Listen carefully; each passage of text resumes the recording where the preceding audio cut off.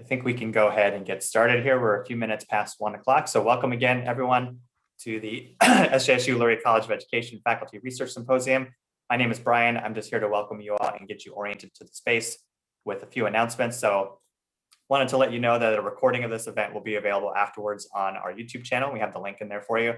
Captions are available in this Zoom webinar today, so you can select the captioning button from your toolbar in the bottom of your screen if you want to enable those, and they'll also be available in the recording.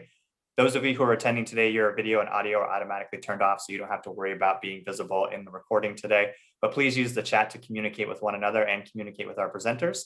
And then our presenters will be able to answer questions after their remarks. And if you'd like to ask those in the chat, you could do that. Or if you'd like to ask them verbally, you can use the raise hand button in your Zoom toolbar and we can enable you to unmute yourself. So with that, I'm going to transition the mic off to our Dean, Heather Lattimer, for some opening remarks. Hey, I was busy looking at what people ate for lunch, so and jealous that there's some great options that are out there. But I really do want to say thank you so much to everybody for joining us here today and spending some time. I know that it is an incredibly busy semester, and right now, I know for me at least, it feels like it is crunch time for a lot of different projects and initiatives, and I know that oftentimes that is the case at this point in the semester for courses as well, where you can see the end, but boy, does it start to feel like there's a lot on your plate, and the end feels like it is so near and yet so far. So really appreciate that in the midst of all that, you're dedicating time to hear from two of our colleagues who are going to share their research today. And I want to give a big thank you to Lyle and Nidhi for being willing to share your research today. It is exciting to have the opportunity to hear and learn more about the great work that you're doing. I think that that's often something that we get so caught up and focused on some of the projects that we're working on or the programs that we're working on that we forget sometimes to step back and hear the amazing things that our faculty are doing in their research. And we are incredibly fortunate to have just an amazingly talented group of faculty in our college. So really excited to learn from you today. And I will pass it on to Mark, and with a big thank you to Mark for setting these up, because it is the making sure that we're taking that time in the space to have that opportunity to be together. So Mark. And thank you, Heather, for welcoming everybody to the Symposium series. As you all know, we're hosting the Symposium series every year now in the interest of developing a sense of community, an intellectual sense of community. And so we've got two wonderful speakers today on the theme of language and communication. And we're going to be starting off with our own Lyle Lustigman, who's in the Department of Communicative Disorders and Sciences, and she'll be delivering a talk entitled, "And What Were You Doing? Helping Adult Scaffolding in Children's Early Language Development." Lyle, I pass it off to you. Oh, thank you so much. Well, let me share my screen, and I wanted to share with you, actually, before I share my slides, I wanted to share a short video. Can you see my screen now with the video titled Naima?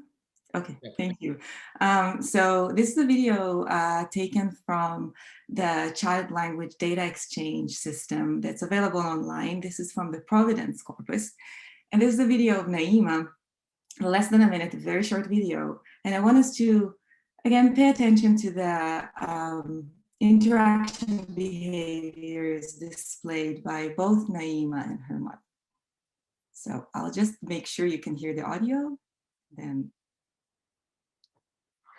you're very good at hanging. Can you hear that? Okay. Socks up. I think you did it very carefully. You want to hang up the other sock? That one's the matching sock, actually.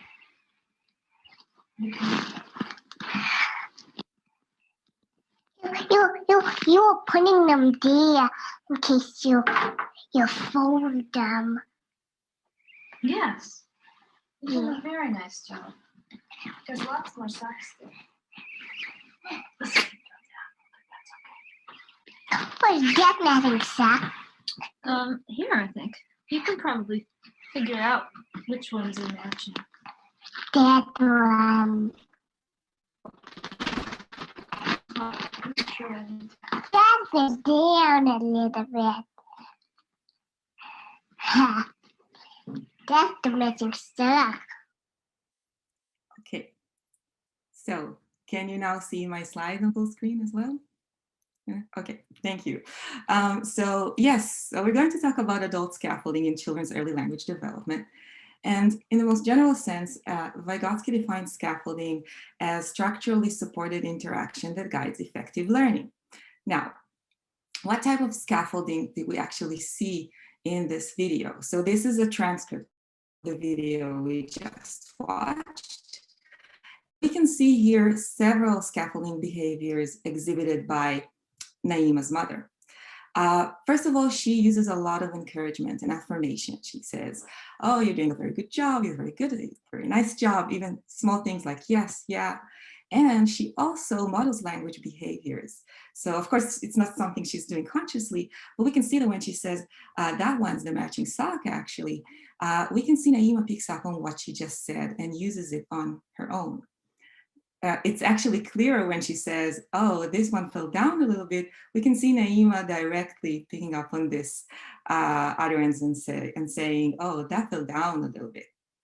We also see some direct prompting exhibited by the mother. She asks her if she wants to hang up the other sock. She also tells her, you can probably figure out which ones are matching. And for each of these direct prompting, Naima responds and actually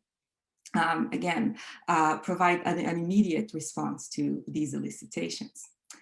And so we can see that scaffolding involves creating a safe and encouraging learning environment. We can see that it involves modeling behaviors. It involves also direct prompting and elicitation.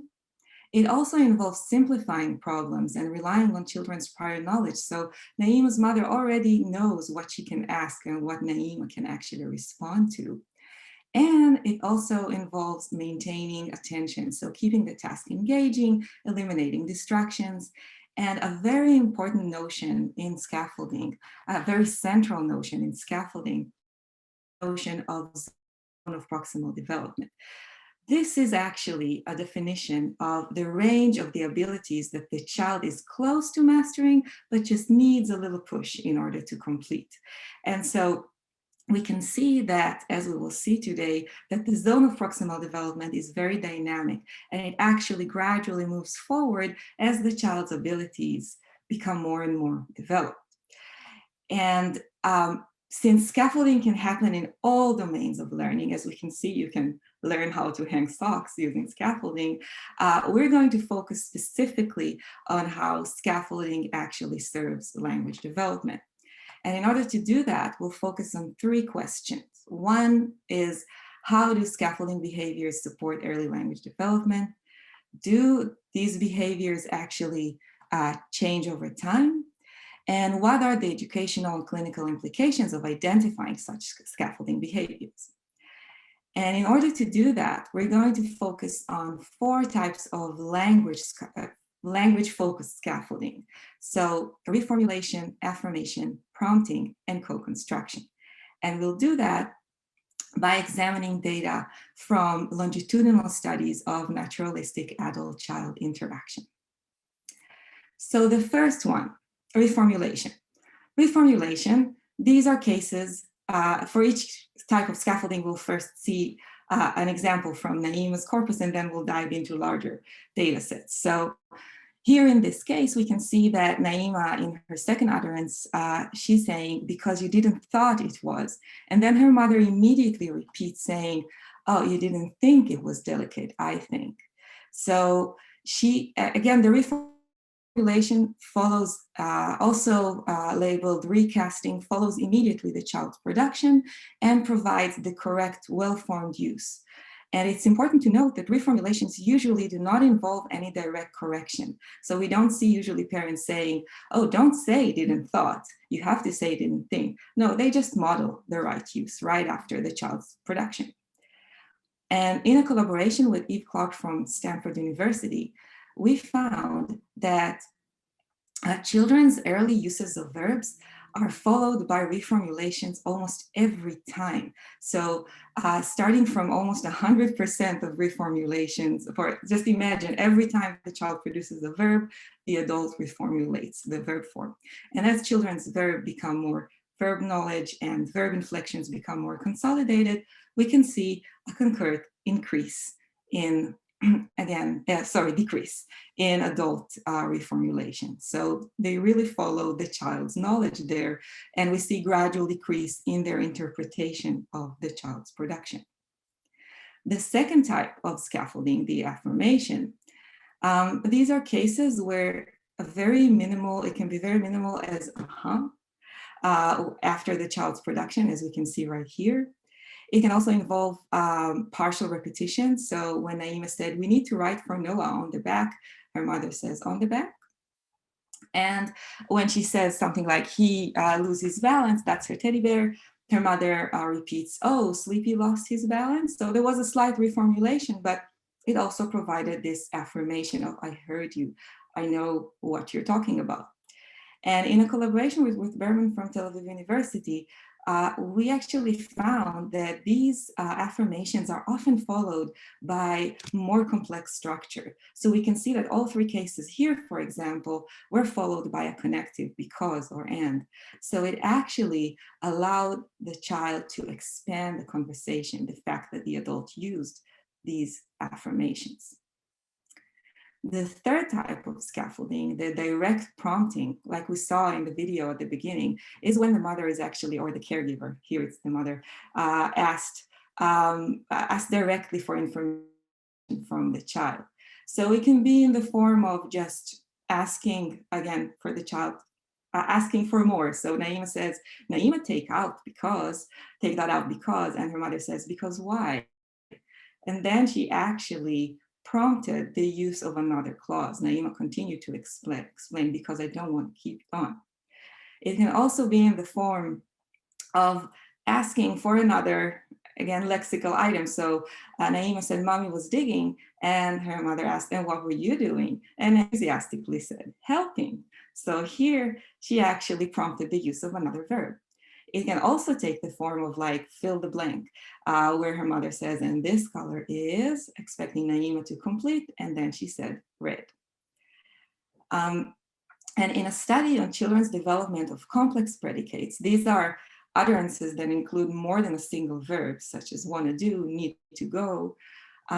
It was actually found that the rates of children's productions of complex predicates correlated with the rates of adult use of open-ended questions. So open-ended question, a question such as, what do you want to do? What is that? And not just yes, no questions that just require a yes, no answer. So adult questions became more and more demanding the more children used complex predicates. And so as children's abilities develop, adults scaffold increasingly complex responses. And the last type of scaffolding, co-construction, are cases where children and adults actually collaborate to create language construction. So for example, you can see here, the mother said, you were patting him, and Naima added, and then he's walking to see the fence. So here, there is a single complex construction. You were patting him, and then he's walking to see the fence. But it was collaboratively constructed. The mother produced the first clause, Naima added the second clause. And this can happen with different connectives. You can see here another example with and. It can also happen with but. Birds drink water, but the baby was drinking juice instead. So here again, they constructed it together. And in another collaboration with Berman, we actually found that some connectives are significantly more likely to occur in co-construction. So if you look at this graph here, you can see the comparison between the different connectives. So and, that, but, because, and other connectives that were less frequent. And here we can see that but and because for all children were significantly more likely to appear in co-construction. This means that children hardly ever produced them on their own. They were always in a response to another speaker's production. So we definitely see that some language forms are produced mainly in response to another speaker's speech production. And our first thought was, well, it's probably because it's too much of a cognitive load for children to produce the whole thing on their own. And so this led to a follow-up study asking whether it's unique to children's use of connectives. And so in a more recent study, I checked and I actually was surprised to find that when adults speak to children, they are also more likely to produce, but only in response to the child's production. So only the yellow portions of each of these bars are actually autonomous productions, where most of adult productions are in response to children. And a distinction that was made in the coding was whether it was a direct co-construction. So you see here the roles flipped. Naima said, I'm still using a fork, and her father added, no, but I need a spoon for the tomato sauce. So this was the direct co-construction of the buckles, just like the children do. Something that we didn't find in children, but was found in the adult data, was an elaboration first. So Naima here said, it's a water cup. And then her mother says, well, it's your water cup now, but it's really a medicine cup. So she elaborated first and then added the butt cloth. And looking at this distinction, a developmental trend was found. There was a correlation between direct co-constructions without elaboration first and children's development of clause combining on their own. So the more children use clause combining, the less adults felt the need to elaborate on what the child had said, and they just directly co-constructed with them, just like they would say with another adult. So again, as children use more clause combining, adults elaborate less and use more direct co-construction. And so to summarize the findings, going back to the first three, the three questions we looked at the beginning, how do scaffolding behaviors support early language development? Do they change over time? And what are the clinical and educational implications of identifying them? Regarding the first two, definitely adult scaffolding confirms, again, prompts and models language use at different structural levels. Here we saw lexicon, morphology, and syntax, but it can happen at other structural levels as well. And do they change over time? Absolutely. One thing that we saw across the different studies is that adult scaffolding changes over time and is attuned to children's grammatical abilities.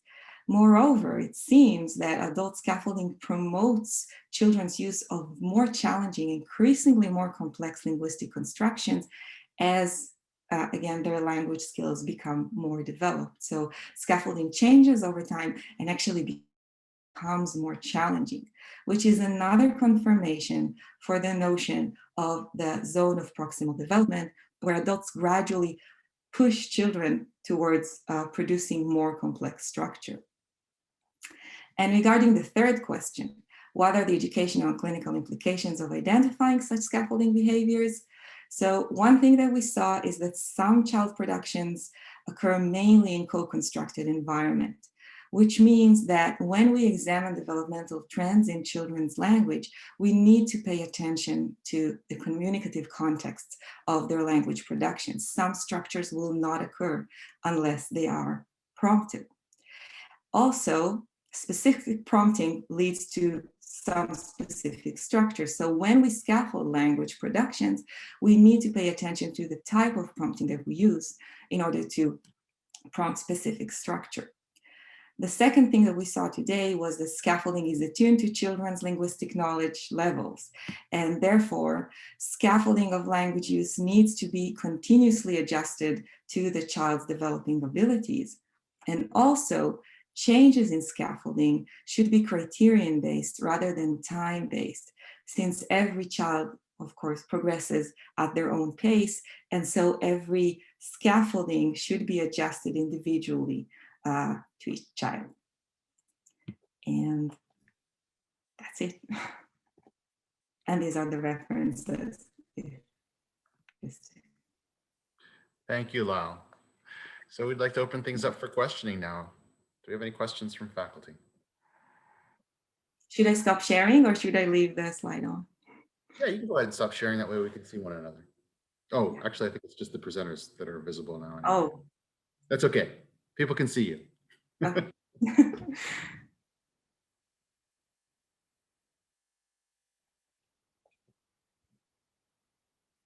So Janet says, really interesting work. Is there evidence of this type of coding in languages other than English? Oh, that's like an alley-oop for you.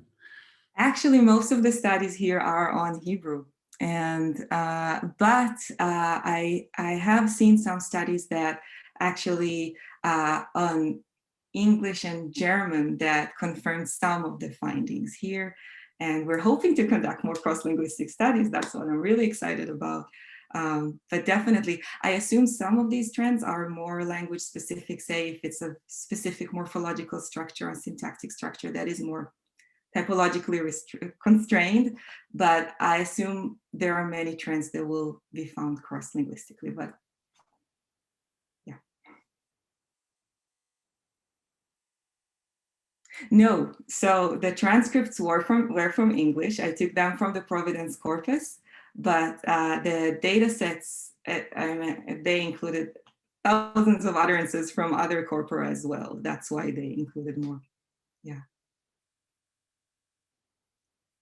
Thank you. So Lyle, I have a question. I really appreciate how you've taken a naturalistic setting where adults are naturally interacting with kids unprompted by others. And I'm also interested in these sort of educational implications where we can think as parents, you know, how are we co-constructing language with kids and encouraging them to produce more complex paragraphs and constructions. I have a question that goes in the other direction. Have you found any indicators of inhibitors of language production among children, things that we do as parents that maybe close out conversation and language production? I assume, again, that's not from, there are some findings that I saw that are very preliminary. I assume first, directly regarding your question, I think there should always be permission. It sounds like it's obvious, but I think there's a lot of permission involved in children's communication. And also maintaining active participation by the children and not taking over the conversation is also something that, again, we have, especially if the child has some challenges or difficulties, sometimes unintentionally the adult tends to take over the conversation. But also in cases where there was less interaction in some of our earlier analysis with Dr. Ruth Berman, we actually found that it was just one child, so I can't say, but for sure, but the child that had less interaction with them actually showed slower grammatical development. So the child that co-constructed less had a slower development. So probably has some real implications also in naturalistic environments. Yeah. Thank you. Thank you. Oh, I missed some of that.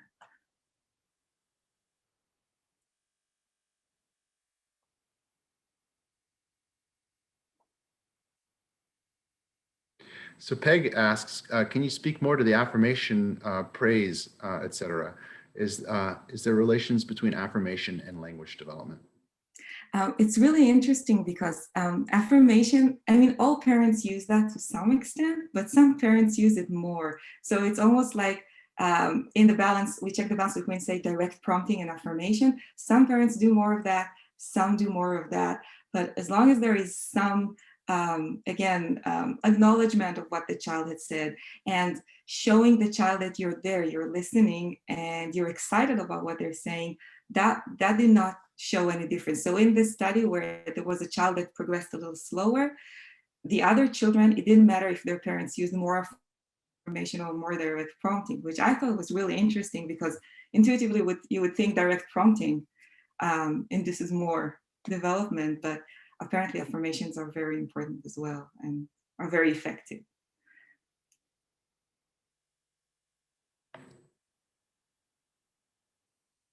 Let me see something. Thank you so much for sweet comments there.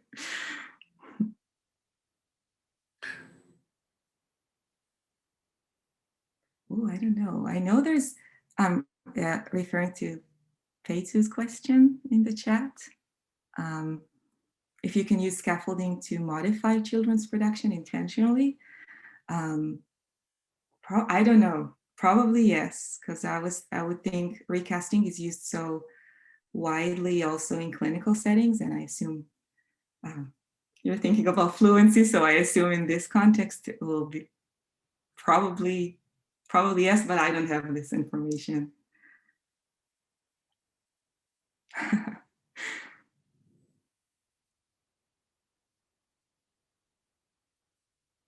I agree. I agree with Peck's comment. It would be very interesting to examine parent strategies in two groups of children with typical and atypical development.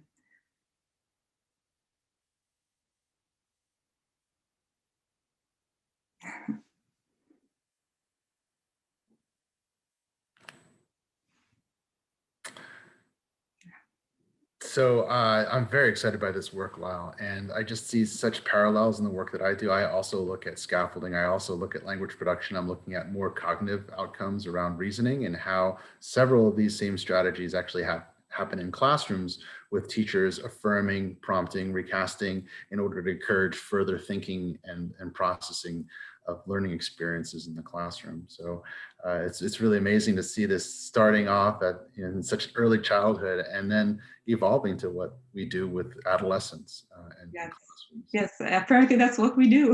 We communicate regardless of our age. We're human beings, yes, indeed.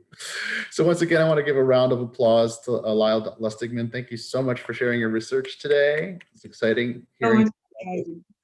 We're hoping you'll come back in the fall and share more, particularly in the work that you're doing with analyzing bilingual corpuses of data. I know there's a lot of people interested in that work. So once again, thank you very much. Thank you so much. So I'll use this moment to transition over to our next speaker, Nidhi Mahendra, who is Associate Professor and Chair of the Department of Communicative Sciences and Disorders and Sciences. Thank you, Nidhi, for coming today. We're really excited to hear your talk and get updated on the work that you've been doing lately. And Nidhi's talk is entitled Spartan Aphasia Research Clinic, or SPARC, where aphasia research, clinical service delivery, and student training meet. Oh, I know this work very well, actually. Thank you very much, Nidhi. Let's give a round of applause to our next speaker. Thank you so much. I'm just gonna share my screen.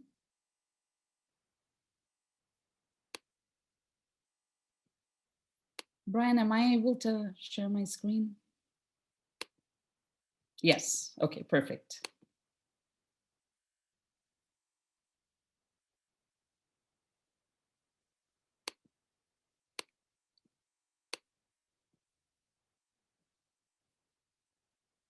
Give me one sec.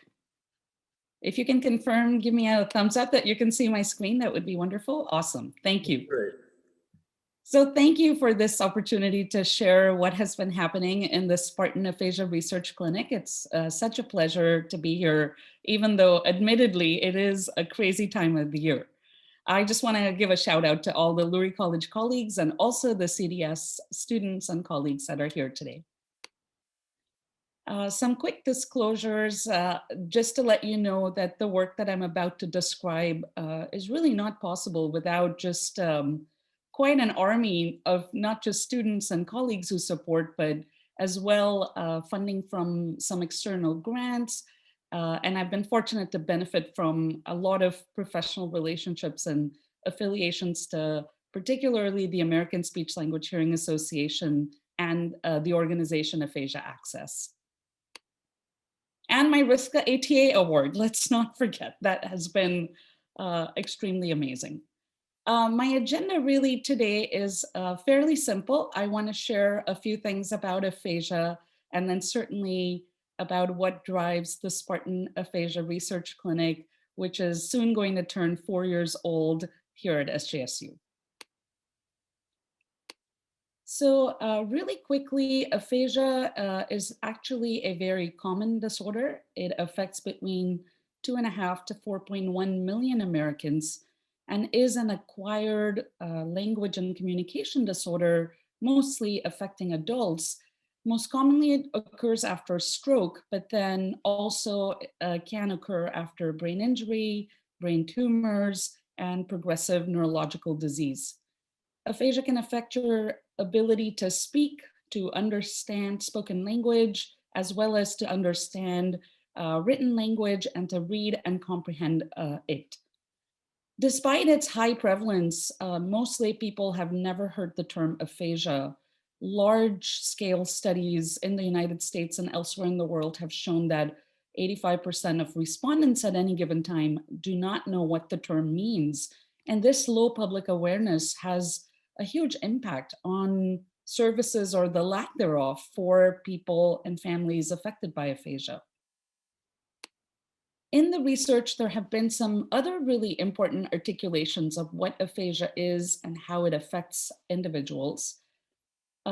Advocacy organization, the National Aphasia Association, has long promoted this idea that aphasia is a loss of language, not intellect, and therefore interventions and decisions guiding services have to operate differently because this is a person who can think, make decisions, and is simply challenged in expressing those adequately.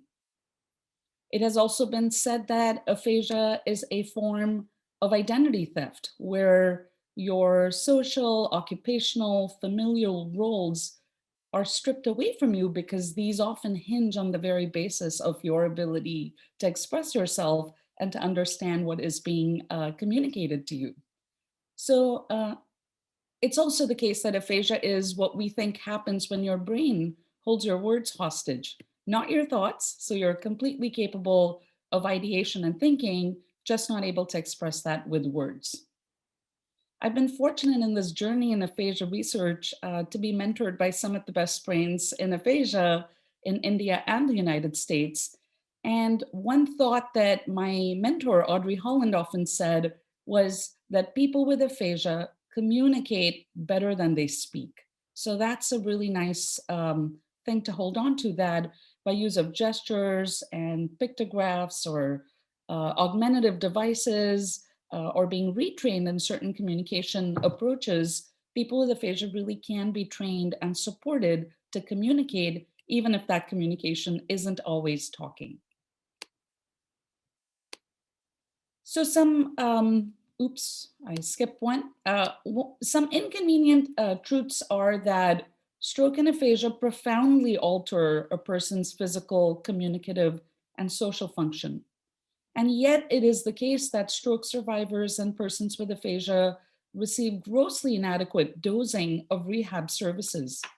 And this greatly diminishes not just the amount of recovery possible, but negatively affects client functioning and quality of life for many years to come. And experts argue that we continue to act as if stroke is an acute condition and the aftermath of stroke is an acute condition. And so in our systems, there's more dosing of rehab services very early on and then nothing thereafter. And SPARC was really motivated fundamentally to try and change the amount of access that people have to continued ongoing rehabilitation services. When I got here in the fall of 2016, every university that I had previously been affiliated with had a rich tradition of a comprehensive aphasia program. And it was something that I wanted to make happen here at San Jose State. And as I thought about that, there are some real advantages that I want to share about university-based aphasia programs. I think, first of all, they present this real trifecta of opportunity to enhance faculty research and scholarship, while at the same time addressing gaps in services for our community members. And finally, there's that last prong of the stool, which is that our students invest a lot in making choices to come to graduate programs, and it's the perfect vehicle to be able to train future SLPs in contemporary aphasia therapy. Along the way, some other things are that a university environment is really quite perfect for innovation and social entrepreneurship and thinking about the long-term sustainability of such programs, as well due to interprofessional collaboration and the variety of supports that university settings offer. You really can partake in this endless exercise of creativity and collaboration that sustains programs like these. So SPARC was really, as I mentioned, the whole goal was to start a comprehensive aphasia program that provided persons with some options for individual or very small group, customized intervention for speech, language, and communication, while also restoring social participation and a sense of community via group treatments that might address the creative arts or communication, technology skills, as well as continuing to target that aphasia. Our work is guided by the life participation approach to aphasia, which really says that we simply can't focus on just the language and related impairment alone. In fact, we have to think about the environments and the communication partners and who do our persons with aphasia find themselves communicating with, as well as thinking about what are the life roles that have been separated from the person with aphasia, and how do we restore some semblance of returning to those roles? And certainly all along this way, are we mindful of the tremendous changes in personal identity, attitudes, and feelings that a person with aphasia is going through? So sometimes I'm asked about, are there research questions that guide SPARC? And most certainly, we are very interested in what is the effect of a comprehensive aphasia rehab clinic on the communicative functioning and quality of life of persons with aphasia who participate in our programs. And very much from a scholarship of teaching and learning angle, interested in what are the programmatic outcomes and student learning outcomes of a comprehensive aphasia clinic as a practicum choice. So I'm going to take you through a little photo tour of what SPARC has been up to in these 4 years. SPARC started in June 2017 as a small summer pilot, and we decided that we were going to offer one-on-one therapy, communication groups, as well as an aphasia choir, which is a little bit connected to my own background in performance and the value of the creative arts for not only improving affect and mood, as well as enhancing communication.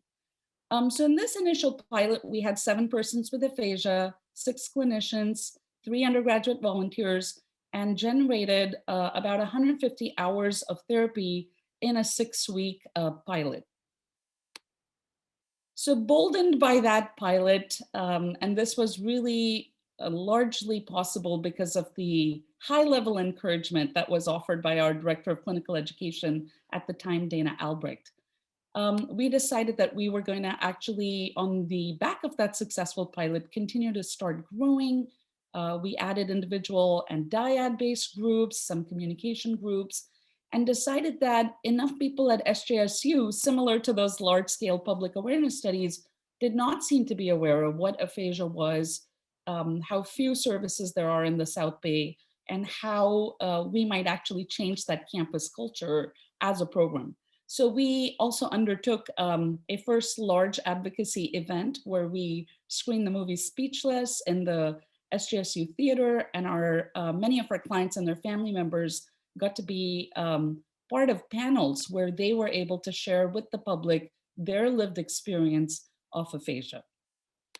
In this iteration in that first year, as we went on, we expanded to about 12 persons with aphasia and their communication partners, 15 clinicians, 5 volunteers, and generated over the year about 700 hours of therapy offered to these community members. Well, we kept going, we kept expanding, and training got much more organized. This became a clinic that students started to notice and feel like they were learning valuable skills in, and word started to get around. We started to get a lot of referrals from Regional Medical Center, O'Connor Hospital, Stanford Hospitals, and UCSF, all of which remain referral sites today. In this year, we decided that we wanted to continue to innovate and add in an aphasia book club, which operates very differently than a typical book club, because a lot of our members have reading impairments that don't allow them to conveniently read in the same way that you and I do. We also added new groups called the Everyday Technology for Aphasia Care, or ETAC as we call them, where we really wanted to capitalize on the benefit of therapy apps and augmentative technology on your phone, on your tablet, that could really continue to improve the opportunities for home practice, but also for us to teach folks the technology in very aphasia-friendly ways.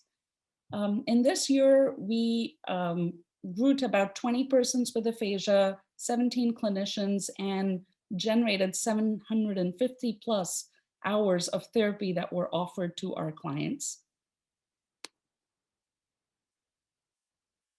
2019-20, right before the pandemic struck, we maintained our number of clients and families served while expanding slightly to about 24 clinicians, maintained all of the new groups that we did, and generated about 800 hours of therapy. And fortuitously for us, the year before the pandemic struck, we had been working very diligently on a pilot for a remote therapy trial. And that had been motivated because we had several medically fragile clients that weren't able to come out to San Jose for a 4-hour block of SPARC offerings that we offered once or twice a week. And so we were really interested in how do we improve the access for folks that were medically fragile, that really didn't have the physical endurance to come out to San Jose and then be here for about 4 hours across these various groups and therapies.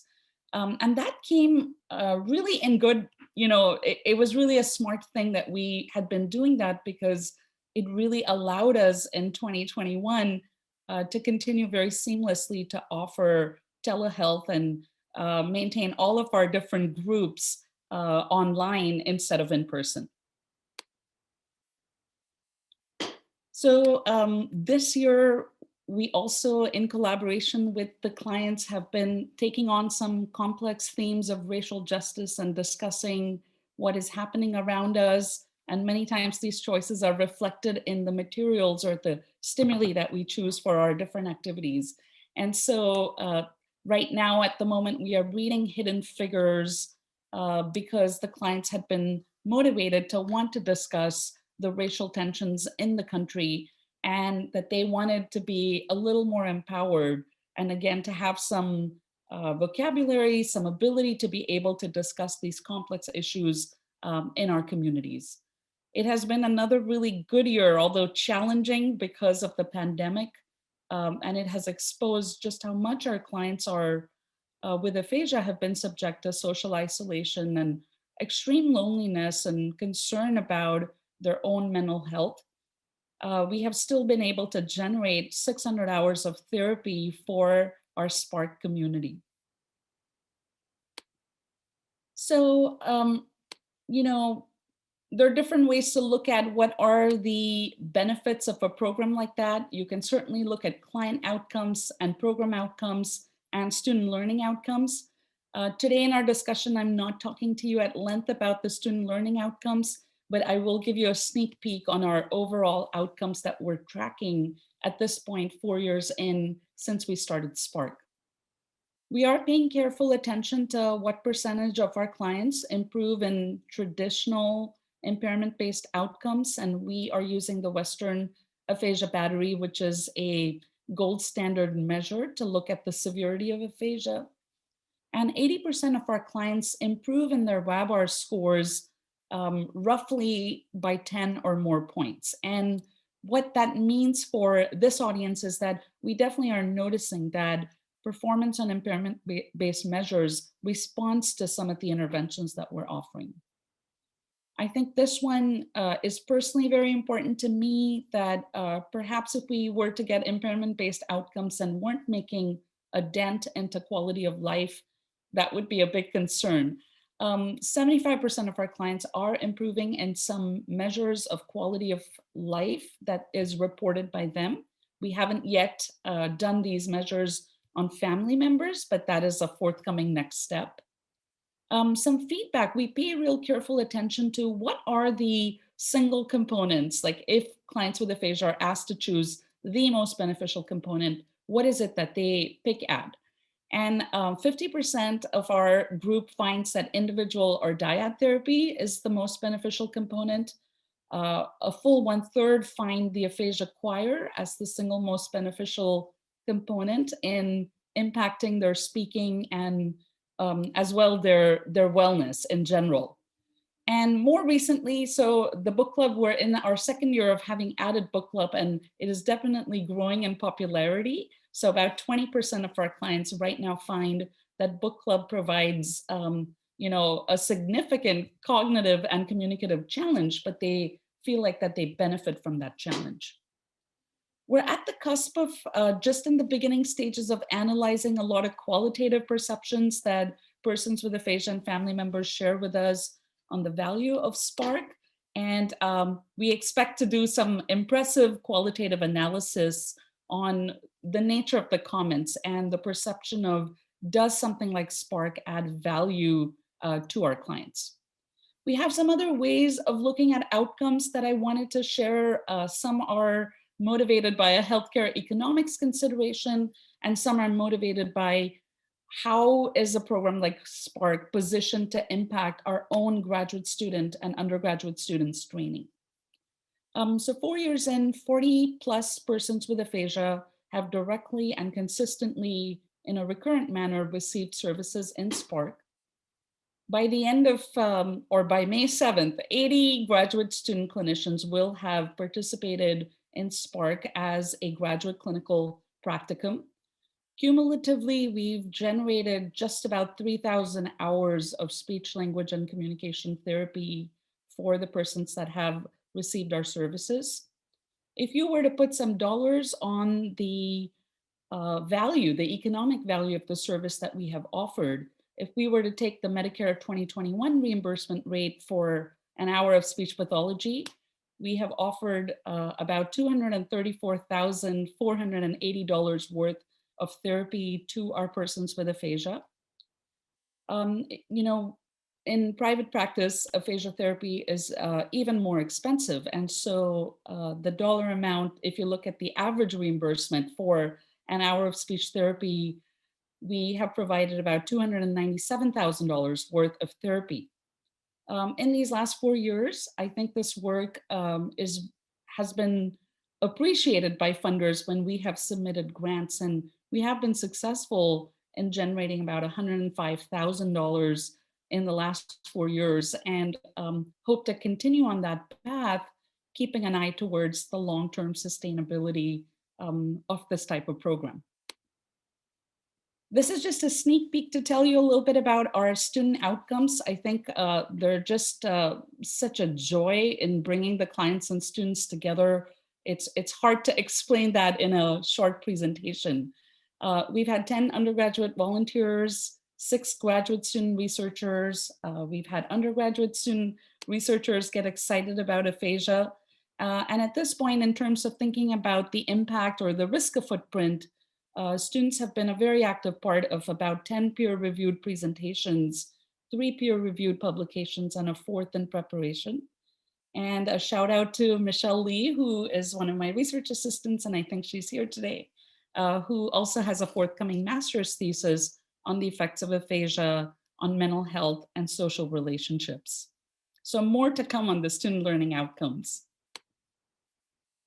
We've also really started a very nice tradition within SPARC of taking, the show on the road, and the students have also been a very active part of this, including going out to the Senior Wellness Fair for Santa Clara County, where we do education about aphasia, as well as the effects of just age-related disorders on communication. There were 3 students that got to travel to an international conference in Taiwan and present our 2-year data that happened in August of 2019. We've had some wonderful collaborations with Dr. Tsai's stuttering camp by doing a rendition of Intergenerational Choir, and have certainly started to publicize via different publications just the impact that we think we're starting to see. There are some rewards and realities. I think I've given you a good peek into the rewards, so I will share a little bit more about the realities. So some realities that can be quite challenging when you run a program like this and as it continues to grow. Space needs are huge. Accessibility, within Sweeney Hall, we're not in the most accessible building unless we schedule every single thing on the ground floor. So there are some, complicated logistics when you're offering these many different groups and individual and dyad therapy to a growing aphasia program. Certainly the physical access and accessibility issue, the need for continued funding and collaboration to sustain SPARC. And it is an intensive clinic, which means that when you're a supervisor, as I know Anita is here, one of our fearless, amazing SPARC supervisors, there's a lot of demand because students are also being asked to do more when they're in this practicum in terms of juggling how to do individual therapy, but then also to facilitate large groups, of book club and choir discussion groups and tech skills. So there's a lot of work from their standpoint, and supporting the students through that learning requires intensive effort. So what's next for us? We are starting to reflect on what are some critical ingredients that really make a difference in a program like that, as well as to maintain some of our successes and continue to innovate. We are at the point where we are now starting some new interprofessional collaborations, seeing how important that is to really not just have SLP students see what interprofessional practice and education looks like, but to really also understand that when we care for persons with aphasia and provide services, it isn't just speech therapy that they're not getting, but they're also not getting any counseling or mental health services or occupational therapy or support navigating important financial, legal, public service types of systems, which adds a lot of distress to the experience of aphasia. So we feel like we have a lot under our belt and are ready to tackle this next phase now to invite collaborations and expand our footprint. And we certainly reflect that there seem to be some critical ingredients that allow a program to be successful. In our case, we think the life participation focus is absolutely essential. Lyle teaches research methods, so she'll be happy to hear me say that we can't do things that are not grounded in evidence or that there's no material evidence to suggest that they would be beneficial for aphasia. Certainly, we think that individual and group treatment is a secret sauce. It's really isolating to only receive individual therapy. And there's a special kind of magic that comes out of the groups that we offer. Aphasia awareness and really being willing to change the ecosystem about what people think about aphasia, what do family members think about their loved ones' aphasia and their capacity for still being an intellectual being. I think the infusion of the creative arts is critical because it gives people a chance to have fun, to innovate, to be creative, and to experience success. Because many times what happens in something like the aphasia choir is that you're much more successful at being able to play the kazoo or the harmonica and to sing out or to conduct a song, even when you can't have a simple conversation. So it's really critical to continue to explore those aspects. I think involving students really is it's just so rewarding to see how students come in not knowing very much about aphasia and how they leave SPARC in most cases as a staunch advocate for not just aphasia, but also understanding what is added when there's ongoing long-term access to rehabilitation for someone with a chronic condition like aphasia.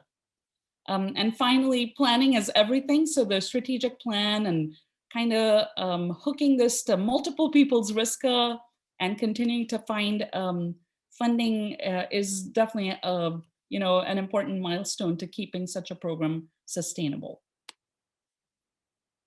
I think we are proving very much so, and I know in the Lurie College of Education, we have so many experts who care about this, right? That we really need to ditch the medical model and how it places and constructs a reality around persons that have a long-term disability. So we are finding tremendous validation for the social model that we really can't see a person with aphasia or someone who's had a stroke as a problem. We have to think critically about how do we ensure low cost, no cost, sustainable services. And just because they are low cost or no cost or student-led is no reason that their quality has to be compromised, is another guiding force behind what we do in SPARC.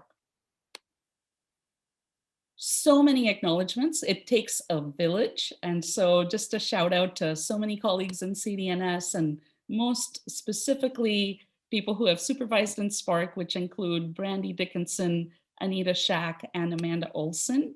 My collaborators, Michael Kimbrough, Linda Halliburton, who is on the front lines of making sure that our clients who attend SPARC have a seamless experience, and Dr. Sai. We have trained more than 75 graduate student clinicians, and all of our student researchers have just made fantastic contributions to SPARC. We have some collaborating groups and researchers and some resource support from some organizations listed at the bottom of this slide. And just thank you. Thanks for being here. June is going to mark our 4th year in the fray, and we are going to be launching a website that also more clearly talks about the various student accomplishments and projects that we have completed under the banner of SPARC. So thank you for this chance to share. And thank you, Nidhi. Once again, Nidhi Mahendra from the Department of Communicative Disorders and Sciences. Nidhi, thank you so much for sharing your research and your work. It's just incredible to see how, it's actually inspiring to see how you've brought together direct clinical services, professional training, and the analysis of the impact of professional training, clinical research all together in one package. I think it's actually a great model for other faculty in our college, because all of us are doing service-based work, and the ways in which you found research opportunities within that is really, really an excellent model for the faculty. We've got all kinds of thank yous coming in on the chat, and kudos from Peg, who says, thank you, so happy to see increased scores in language as measured by the WABR, and as important, improved quality of life as well. Congratulations to you and your students on these positive outcomes. Heather says, so grateful for Lyle and Nidhi for sharing their fantastic work, really compelling. I need to step out. She's got to pick up her son, who's just returned to face-to-face schooling. I just dropped in the comment. If you have any questions, please feel free to drop them in the mic or raise your hand so that Brian can take you off mute. So Megan Cuellar has the question. Oh no, she has the statement. What an immersive experience that is offered to both clients and students. She's also signing off. Danny says, this is the kind of content that makes me excited for speech therapy. I love how Dr. Mahendra uses her passion for advocacy to create opportunities for people with aphasia to receive services at SJSU. It's awesome that the client's holistic well-being was also considered when developing SPARC. This clinic seems like an amazing experience for clients and aspiring clinicians to be part of. You know, Nidhi, I was going to ask you a little bit about that and the qualitative analyses that you're looking at. Are you collecting data that will help us understand kind of the social emotional impact of SPARC on the lives of your clients? Yeah, you know, so when we do the program evaluation, we often ask certain questions, like if you were going to pay a certain amount for SPARC services, what would you be willing to pay? We also ask, do you have any other ways to get services or aphasia therapy? And we also do ask the open-ended, you know, what does it mean to you to be able to receive these services in a year-round clinic? So we haven't completely analyzed all of that data. So I might be going to Lyle soon to get some help and from a linguistic standpoint on mining the data in the best way. So you know, that will be forthcoming, but we definitely get glimpses of it through, you know, the clients are all connected in a WhatsApp group and we get lots of emails from them. And so there's just so many ways that we get that data, as well as from family caregivers, but we have to systematically analyze all of that. Yeah, it's not to be underestimated, the power of the social and emotional impact of the work that you're doing. I do see it's 2:01, so I just want to thank everyone for attending today's Faculty Research Symposium.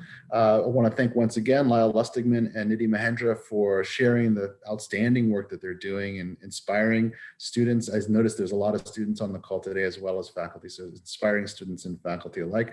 I just want to remind everyone that we've got the last of our 4 faculty symposia for this year on May 6th, where we can hear from 2 faculty from the Department of Teacher Education. That would be Roxana Marishi and Allison Briseno. And we're looking forward to seeing you all again soon. So have a great week. And thanks again, Nidhi. Thanks, Lyle, for joining us and sharing your research. Take care, everybody. That's